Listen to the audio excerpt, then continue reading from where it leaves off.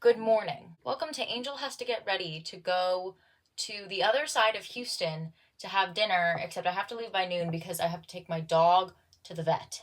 So while I did that, I really wanted to ramble about my bone to pick with CBT. Because look, I have never particularly loved CBT, but since getting, training to be a therapist, I find it makes my blood boil even more than before. So I just want to talk a little bit about cognitive behavioral therapy and my personal bone to pick with it. And you know what? You can disagree. If you love cognitive behavioral therapy, that's great. And I will admit I am likely highly biased against it. So let's start by getting into what is cognitive behavioral therapy. So cognitive behavioral therapy was created by, I believe, Beck. And he essentially found when he was working with patients that their negative thought patterns really heavily influenced negative behaviors. And he wondered if by identifying negative thought patterns and beliefs, we could, prevent and change these negative emotions and behaviors. To put it simply, the core theory of CBT really comes down to the fact that your thoughts and innate beliefs, but really your thoughts, control your emotions. Which is the first bone I have to pick for it, because that's not the case for everybody. There are some people who their thoughts are not what is controlling their emotions. They have just so much difficulty regulating their emotions themselves because they're so out of whack and they're so intense that it doesn't matter what kind of logic you present to them. They're still going to feel the way they feel. Cognitive behavioral therapy is very highly structured. Insurance companies love it because usually it's time limited as well. It's goal oriented, which is great. It's solution focused. And your goal is to essentially identify things like cognitive distortions, these innate, maladaptive beliefs and emotions, and try to challenge them cognitively. You'll often find activities like cognitive reframing in this, if you've ever done that, where you take a thought and then, provide the evidence for and against that thought, and then you create a new thought. Typically, this thought is meant to be positive. Sometimes it's neutral. I have done a lot of this. I have done so much cognitive reframing in my life, actually, that I inherently, when I have a negative thought, start to cognitively reframe. Despite the fact that it's completely useless for me, it's not helpful. There's a lot of homework involved in this. I used to often go home and have to come up with a negative thought, or take a negative thought that I had during my time, throughout the week before my next therapy session, and go through this process. There's a lot of homework involved with CBT, which I think is a good thing. I think it's really great for there to be homework for clients to have. I think providing people with something to do in between session that they can bring back to discuss can be really helpful. There's also a decent amount of journaling that I did and something called thought tracking, where I would just track my negative emotions and my negative thoughts that were triggering them or associated with them. And so I do want to give some credit to CBT because I don't hate all of CBT, if that makes sense. Actually, one of my favorite therapeutic modalities, which is dialectical behavioral therapy, is an offshoot of CBT, and I prefer it because it takes away most of the things I don't like about CBT. I'd actually say all of the things I don't like about CBT are taken away from DBT. So CBT helps you keep track of your negative emotions. It can also help you become more aware of the negative thoughts you're having and what might be rooted in them. Being aware of these things can be very helpful. Self-awareness is important. I also think it's important to know what cognitive distortions are, and it's important to understand, how they work in the brain. Being able to identify a cognitive distortion is not a bad thing, and being able to provide evidence for and against a thought that you're having or a belief that you hold is not a bad thing either. It's very helpful. The problem comes when we are relying on these cognitive strategies and they're not working for people, but we're continuously pushing them on individuals. Cognitive behavioral therapy is generally a very, very useful kind of therapy. It's widely regarded and it's very effective the majority of the time. However, there are a lot of people, typically people who really heavily struggle with emotional dysregulation, that do not react well to CBT. Further, CBT is not super effective for trauma, and I'm going to explain why. I do want to add the caveat that there is trauma-focused CBT. I don't know a lot about trauma-focused CBT. From the little bit I do know, I'm still not a huge fan of it. But the thing with CBT is it teaches you that these negative thoughts you're having are irrational. The fears and the anxiety you have are not rational. And you're supposed to recognize this irrationality. And in recognizing that your thoughts and your beliefs and your fears aren't rational, you're supposed to be able to get over them, to challenge them, to face them and to move on with your life. The problem is when you're interacting with someone who's experienced a traumatic event, the irrational thoughts, which I will call them irrational just because, like, if we're talking objectively, yeah, a lot of the times they are, like, in the grand scheme, irrational. They feel completely rational. There is evidence for those thoughts. For example, when I was 13, my dad got cancer, a very rare and aggressive kind, and he passed away. I watched him go through a lot of medical treatments. Chemo is scary, and after his passing, I ended up developing post-traumatic stress disorder in relation to it. And my PTSD is really heavily focused on medical settings, procedures, and professionals.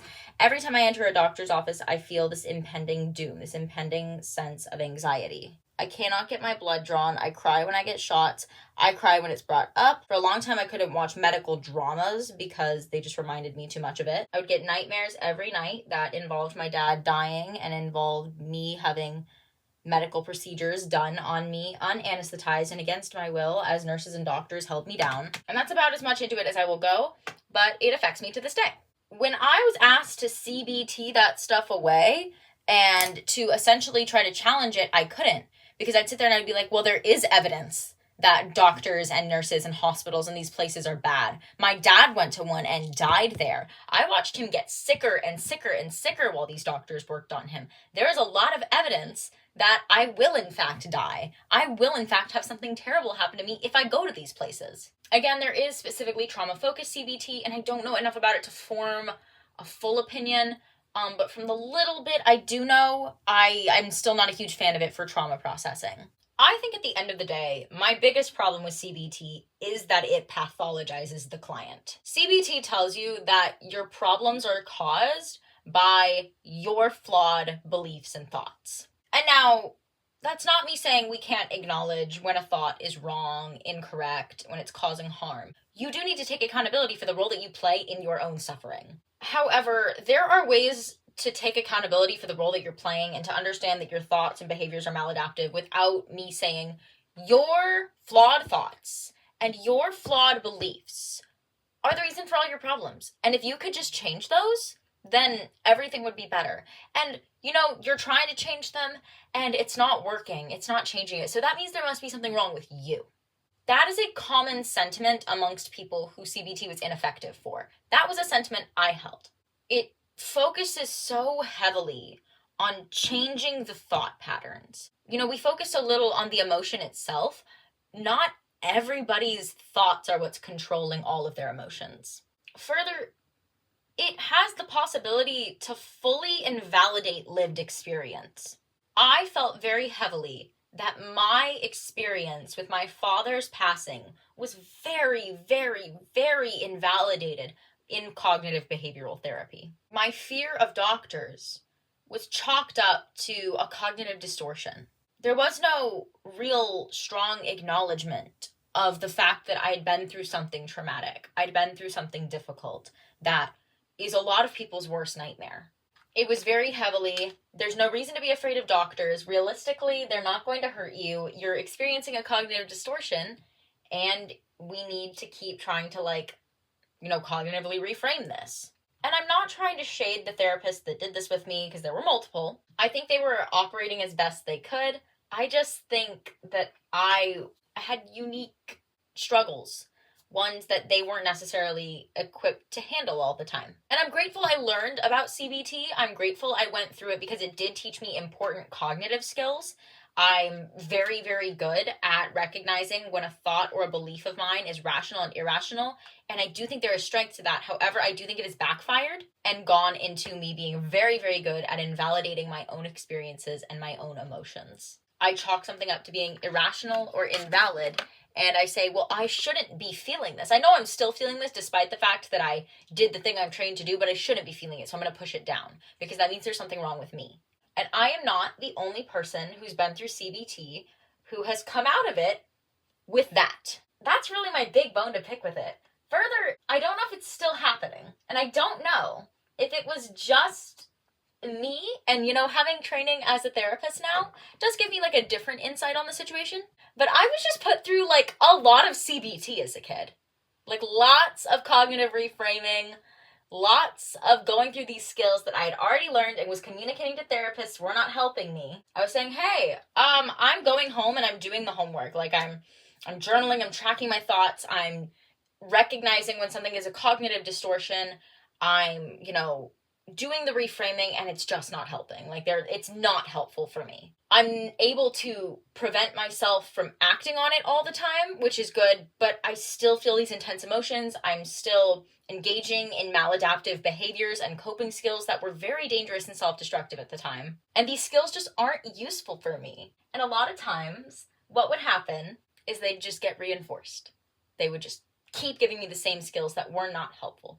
When you put someone through a therapeutic modality that many times for that many years, and they're still not responding to it, you've got to stop and think that maybe that's not the modality to use for them. I wonder now if these therapists were only allowed to use CBT on me by either their agency or by my insurance company, because I know that insurance companies love CBT because it is so short time period. I think that it's supposed to be 8 weeks long, and there's a very strong evidence base behind it. And I question evidence-based treatments because they're not necessarily always tested on diverse populations. I'm a lot more willing to use CBT or cognitive behavioral techniques with an individual who's struggling from generalized anxiety, major depression, hasn't experienced trauma, and truly what the problem is